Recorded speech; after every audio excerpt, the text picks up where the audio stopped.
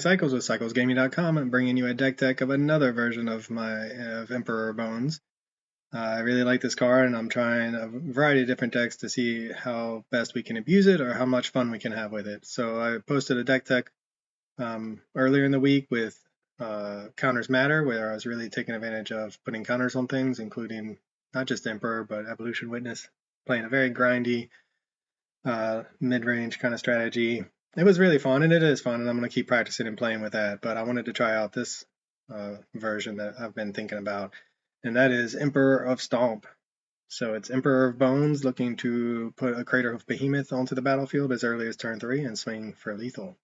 So how can we go about doing that? In order to get the turn 3 kill, we would need a turn 1 Otherworldly Gaze, putting Craterhoof into the graveyard.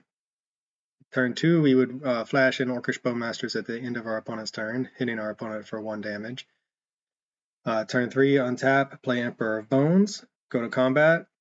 Before declaring attackers, and after exiling the Craterhoof Behemoth to the Emperor of Bones from our graveyard, we would cast Snakeskin Veil to put a +1/+1 counter on the Emperor, allowing us to then put Craterhoof Behemoth onto the battlefield, which would trigger giving all creatures +4/+4 in trample. We wouldn't be able to attack with Emperor yet, but nevertheless we would have 5, 10, 19 points of damage coming through. And with the 1 point off the Orcish Bowmasters from the previous turn, that's exactly 20. So that's our turn 3 kill. We can do it, that's sort of like the sneaky safe way, I would say. We can also just untap with Emperor Bones on turn 3 and do a similar attack. It wouldn't be quite for lethal if we do it like that, though. So we wouldn't want to just run out Emperor on turn 2 and then go for the Craterhoof kill on turn 3 unless our opponent's like Death Shadow or something and has really lowered their life total. So going along with this plan, we have Springheart and Tuco as a way to flood the board with creatures, either to keep our life total, protect our life total as chump blockers, or to grow a lethal team for our mid to late game Craterhoof Behemoth.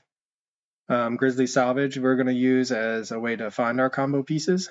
So we'll ideally, with the end of our opponent's turn, cast Grizzly Salvage, putting a Craterhoof Behemoth in the graveyard and finding an Emperor of Bones to then execute this game plan, or whatever it is we need in that point, creature-wise.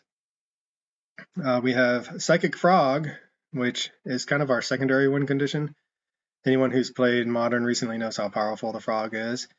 In some matchups, it can just win all by itself.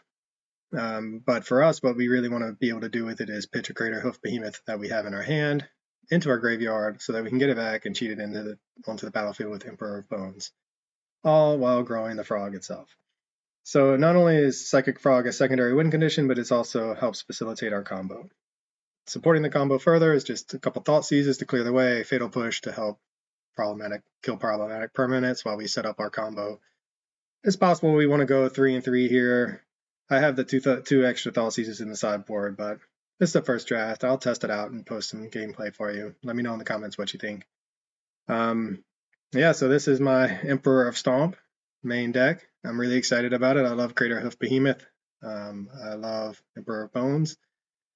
So yeah, this is going to be a fun deck, I hope. I hope to get some turn 3 kills for the video. But real quick, the sideboard. Since we're graveyard strategy, we have ways to deal with graveyard hate, Tear Asunder, Assassin's Trophy, Thought Seize against combo, control, or just in situations where we know we want to clear, we need more ways to clear the path for our combo. Drown in Sorrow to hate on the go wide strategies. I like having some way to reset the board to stand a chance against some of these fast decks and energy decks. And finally, Leyline of the Void to hate against graveyard strategies and Storm. All right, well, this is it. Emperor of Stomp, Emperor of Bones 4.0. Let me know in the comments what you think, and I'll post some gameplay soon. As always, thanks for watching. I'll catch y'all on the next one. This has been another edition of Keeping Modern Janky. This is Johnny Cycles with CyclesGaming.com. If you haven't already, check out my original Magic the Gathering content over at CyclesGaming.com. I write about my various commander decks. I post articles and video of my gameplay of my various modern janky brews, and I'm publishing my science fiction fantasy novel, The Podkind, serially. If you enjoy the content, check out my YouTube channel, Johnny Cycles, and click that subscribe button. Everybody counts. As always, thanks for watching. This is Johnny Cycles. I'll catch y'all on the next one.